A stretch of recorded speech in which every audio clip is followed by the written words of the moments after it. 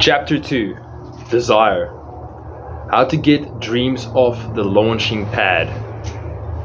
A burning desire to be and to do is the starting point from which the dreamer must take off. Dreams are not born of indifference, laziness, or a lack of ambition. Remember that all who succeed in life get off to a bad start and pass through many heartbreaking struggles before they arrive. The turning point in the lives of those who succeed usually comes at the moment of some crisis through which they are introduced to their other selves. John Bunyan wrote The Pilgrim's Progress, which is among the finest of all English literature, after he had been confined in prison and sorely punished because of his views on the subject of religion. O. Henry discovered the genius which slept within his brain after he had met with great misfortune and was confined in a prison cell in Columbus, Ohio. Being forced through misfortune to become acquainted with his other self and to use his imagination, he discovered himself to be a great author instead of a miserable criminal and outcast. Charles Dickens began by pasting labels on blacking pots.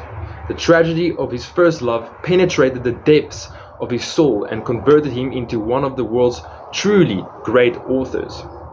That tragedy produced first David Copperfield, then a succession of other works that made this a richer and better world for all who read his books. Helen Keller became deaf, dumb, and blind shortly after birth. Despite her greatest misfortune, she has written her name indelibly in the pages of history of the great. Her entire life has served as evidence that no one ever is defeated until defeat has been accepted as a reality. Robert Burns was an illiterate country lad. He was cursed by poverty and grew up to be a drunkard in the bargain. The world was made better for his having lived, because he clothed beautiful thoughts in poetry and thereby plucked a thorn and planted in a rose in its place. Beethoven was deaf, Milton was blind, but their names will last as long as time endures, because they dreamed and translated their dreams into organized thought.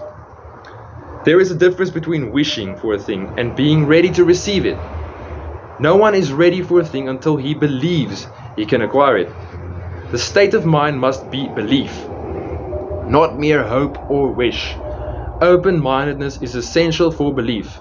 Closed minds do not inspire faith, courage, and belief. Remember, no more effort is required to aim high in life, to demand abundance and prosperity, than is required to accept misery and poverty. A great poet has correctly stated this universal truth through these lines: I bargained with life for a penny, and life would pay no more. However, I begged at evening, when I counted my scanty store. For life is a just employer. He gives you what you ask. But once you have set the wages, why, you must bear the task. I worked for a menial's hire, only to learn, dismayed, that any wage I had asked of life, life would have willingly paid.